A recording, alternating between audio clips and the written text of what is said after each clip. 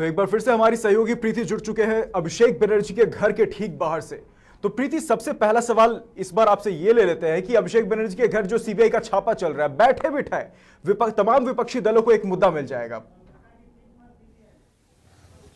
जी बिल्कुल सही कहा आपने, क्योंकि अभिषेक बनर्जी के घर में जो आज छापा पड़ा है इसे लेकर जरूर एक मुद्दा बन जाएगा, क्योंकि मुख्यमंत्री ममता बनर्जी के खास भतीजे अभिषेक, जिन्हें वो बहुत चाहती हैं, और चूंकि टीएमसी का ये मामला है तो हर राजनीति पार्टी को ये मौका मिल जाएगा कि किस तरह से उन्हें घेरा जा सके, क्योंकि इतने दिनों से आज 10-12 साल देख रहे हैं तो वो टीएमसी सत्ता में आने के बाद से जैसा कि उन पर आरोप लगाया जा रहा था कि कई आरोप थे, घोटाले के आरोप सीबीआई और चीट फंड वगैरह कई ऐसे मामले बार बार सामने आ रहे थे। तो आज भी जब ये मुद्दा आएगा, सीधे अब की पिछले बार जब ऐसा होता था कि कोई ना कोई पार्टी नेता इस ऐसे मामले में जुड़े रहते थे, लेकिन इस बार की बात ये खास हो गई है कि इस बार सीधे अभिषेक बनर्जी के घर ही पहुंच गई है। बिल्कुल प्रीति, कहीं ना कहीं ममता बनर्जी को पिछले दिनों हमने साफ ये कहते हुए सुना था कि कोई अगर मुझे परेशान करना चाहता है तो उससे पहले उसे अभिषेक बनर्जी से गुजरना होगा। तो कहीं ना कहीं सीबीआई की इस छापेमारी के बाद अभिषेक बनर्जी पर तो खासा दबाव पड़ने वाला है।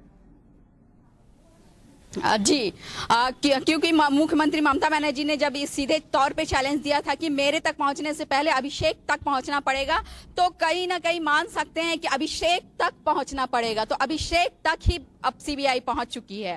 तो कह सकते हैं कि जो इतने नवंबर महीना से हमने देखा था कि कोयला घोटाले में एक के बाद इस तरह से कई नाम सामने आ रहे थे, बड़े चेहरे सामने आ रहे थे। अब सीबीआई की जो हाथ है सीधे उस सुप्रीमो तक पहुंच गई है, ममता बनर्जी सुप्रीमो के भतीजे तक पहुंच गई है। कहीं ना कहीं टीएमसी में ममता बनर्जी के बाद अगर कोई नंबर 2 था, सबसे पावरफुल था, तो अभिषेक बनर्जी था। अगर अभिषेक बनर्जी तक सीबीआई पहुंची है तो यकीनन टीएमसी ऊपर से नीचे तक हिल जरूर चुकी है। जी, आपने बिल्कुल सही कहा कि अगर टीएमसी तक, यानी कि अभिषेक बनर्जी को खास माना जाता रहा है, और ऐसा आपने देखा भी है कि अभी जितने भी नेता पार्टी छोड़कर गए हैं तो सबके मुंह पर यही नाम है कि अभिषेक बनर्जी, अभिषेक बनर्जी, अभिषेक बनर्जी। तो जितने भी शुभेंदु अधिकारी से राजीव बनर्जी, जितने भी नेता अभी छोड़कर गए हैं तो अभिषेक बनर्जी का नाम ले रहे थे। शुभेंदु अधिकारी को भी उसने आपने साफ तौर पर सुना होगा, जिन्होंने ये विदेश में जो रुपये हैं इसका नाम उठाया था। बैंकॉक के अकाउंट में रुचिरा बनर्जी का उन्होंने नाम लिया था कि वही बनर्जी के खाता में वो बैंक अकाउंट में रुपया है और बैंकॉक के अकाउंट में है। ये बात खासकर शुभेंदु अधिकारी ने ही उठाया था। तो कह सकते हैं कि वो ममता बनर्जी के खास होने के कारण कहीं ना कहीं से पार्टी नेता खिसक रहे थे, छोड़कर पार्टी जा रहे थे, और आज जब सीबीआई की हाथ अभिषेक बनर्जी तक पहुंची है तो कह सकते हैं कि उन सब ने मिलकर जो आवाज उठाया था, तो ये साबित हो गया है कि किसी न किसी तरह से जो ये बात दबी हुई थी कि अभिषेक बनर्जी का नाम जो कोयला घोटाले में आ रहा था वो अब तक छिपा हुआ था, लेकिन जब आज सीबीआई उनके घर तक पहुंच गई है तो ये खुलकर सामने आएगा। और आज के पूछताछ के बाद जो मैराथन पूछताछ चल रही है तो कहीं ना कहीं ऐसे बड़े चेहरे का खुलासा होगा, और कितना रुपया कैसे वहां पे जमा हुआ है, किस तरह से कोयला खनन जो अवैध तरीका से कोयला की चोरी हुई है वो कैसे हुआ है, ये सारा मामला खुलकर सामने आएगा। चूंकि अभी जानते हैं कि सीबीआई की टीम अंदर पूछताछ कर रही है, तो क्या कुछ निकल कर आता है ये कुछ ही घंटों में या कुछ ही दिनों में ये साफ हो जाएगा कि क्या कुछ निकल कर आने वाला है ये जांच और पूछताछ के दौरान। जी राहुल। बिल्कुल प्रीति, कहीं ना कहीं हमने कल प्रधानमंत्री मोदी को भी साफ तौर पर सुना था। वो सीधे तौर पर टीएमसी पर निशाना साधते हुए वो कह रहे थे कि टोलाबाजों से बंगाल को छुटकारा दिलाएंगे और बंगाल में विकास की लहर बहाई जाएगी।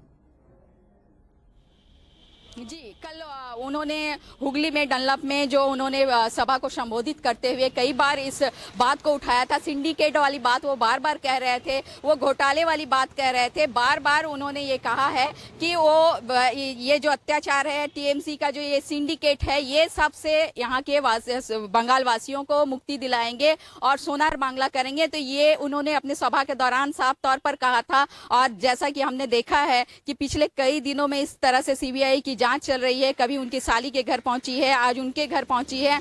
तो आप कह सकते हैं कि प्रधानमंत्री ने भी ये एक तरह से इशारा दिया था कि जो आज ये सिंडिकेट के जो पीछे हैं, जो कुछ चेहरा जो पीछे छिपे हुए हैं, वो जांच के दौरान कुछ ही दिनों में साफ हो जाएगा कि ये सिंडिकेट मामला और ये जो अवैध तरीका से यहाँ कुछ ऐसे काम चल रहे हैं, तो वो सब खुलकर सामने आ जाएगा कुछ ही दिनों में। तो प्रधानमंत्री का इशारा इसी और ही था।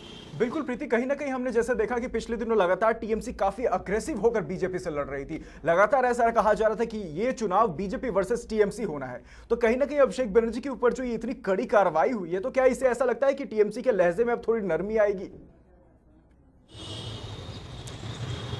जी, जैसा हमने देखा था कि कई बार यहाँ पे सभा हुई है, अमित शाह की सभा हुई है, मुख्यमंत्री प्रधानमंत्री जी आए हैं, तो जहाँ वो पहले नरमी से सभा को संबोधित करते थे, इस बार उन्होंने एग्रेसिव होकर सभा को संबोधित किया है। और जैसे वो सभा को संबोधित करके जाते थे, वहाँ पलटवार करते हुए सीएम और अभिषेक बनर्जी को भी देखा जाता था और एग्रेसिव होकर वो इस तरह से बयान देते थे। तो अब कह सकते हैं कि इस तरह से जो हाथ आज सीबीआई की इन तक पहुंची है, इनके परिवार तक पहुंची है, तो ये भी सोचा जा सकता है कि शायद अब उनके स्वर में कुछ नरमी आए, क्योंकि अब उनके परिवार की बात हो चुकी है। इससे पहले भी हमने देखा था कि उनके पार्टी के ममता बनर्जी के जितने भी चहेते नेता तक जब भी सीबीआई की टीम गई थी, तो मुख्यमंत्री जैसे कि राजीव कुमार के मामले में जान सकते हैं, जो कोलकाता के सीपी थे, तो उनके मामले में भी हमने देखा था कि उनके आने के बाद किसी न किसी तरह से मुख्यमंत्री ममता बनर्जी के स्वर में नरमी आई थी। तो अब ऐसा भी हो सकता है आज, जैसा कि हमने देखा कि ठीक सीबीआई आने से पहले सीएम यहाँ पहुंची थी, परिवार के साथ सिंपैथी उनका एक था कि वो परिवार के पास खड़ी हैं मुसीबत के वक्त। तो कह सकते हैं कि ऐसा हो सकता है, ऐसा मान सकते हैं कि शायद अब दीदी के स्वर में नरमी भी आ सकती है। शुक्रिया प्रीति तमाम जानकारी के लिए। तो आप इस खबर पर नजर बनाए रखिए, हम फिर जुड़ेंगे आपके साथ अपडेट्स के साथ। तो जैसा कि हमारे सहयोगी प्रीति साफ तौर पर बता रही हैं कि हो सकता है कि इस कार्रवाई के बाद जो टीएमसी अब तक अग्रेसिव थी, उसके स्वभाव में थोड़ी नरमी है। और जैसा कि प्रधानमंत्री मोदी ने डल्लप में कल जनसभा को संबोधित करते हुए कहा था कि वो पश्चिम बंगाल को टोलेबाजों से यानी भ्रष्टाचारियों से मुक्त कराएंगे, तो इसके बाद अब ठीक 2 दिन बाद यानी कल बुधवार को उसी मैदान से मुख्यमंत्री ममता बनर्जी भी जनसभा को संबोधित करने जा रही हैं। तो अब देखना यह होगा कि इस कार्रवाई के बाद वो प्रधानमंत्री और बीजेपी को कैसे जवाब देती हैं। तो फिलहाल